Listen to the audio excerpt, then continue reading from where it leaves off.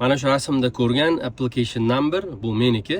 Men o'zim ham Saudiya Arabistonida 2 yildan beri yurib, lekin 3-marta universitetlarga topshirishligim. Saudiya universitetlariga kirishlik oson emas. Men o'zim axborot texnologiyalari universitetida 4 yil o'qiganman. Undan keyin magistratura Janubiy Koreyada o'qiganman. IT yo'nalishi bo'yicha biroz yutuqlarga erishganman o'sha paytlari va IELTS olganman. 5,5 IELTS bilan men Koreyadagi Chonnam National University'ga to'liq grant yutganman magistratura uchun.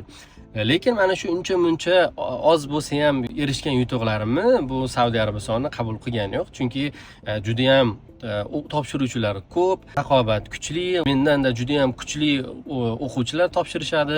Aytmoqchi bo'lganim, agar Saudiya universitetlariga bir oson yo'li, bir tanish bilishlik qanaqadir yo'llari bo'lganda, men o'zim ham 2 yildan beri bu yerda bunaqa qilib ishlab yurmasdan magistraturaga kirib olgan bo'lar edim.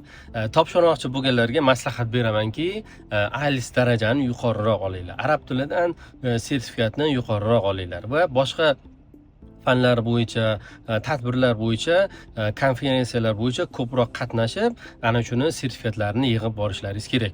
Mana hozir SAT, GRE, GMAT degan testlar bor, buni bilamiz. Mana shu testlarni ham ko'p yo'nalishlari talab qilyapti. Mana shu talablari bo'yicha agar topshirilsa, sizni kirish darajangiz juda ham yuqori bo'ladi. Endi to'g'ri diniy yo'nalishlarga umuman sertifikat so'ramaydiganlari ham bor. Lekin ularga juda ham topshiruvchilar ko'pligi uchun mana shunaqa kirish foizlari juda ham pastlab ketaveradi. 2026-yil topshirgan talabalarga omad tilayman. Mana shu Saudiya Arabistonida musulmon yurtida talaba bo'lishlik sizlarga ilohim nasib qilgan bo'lsin.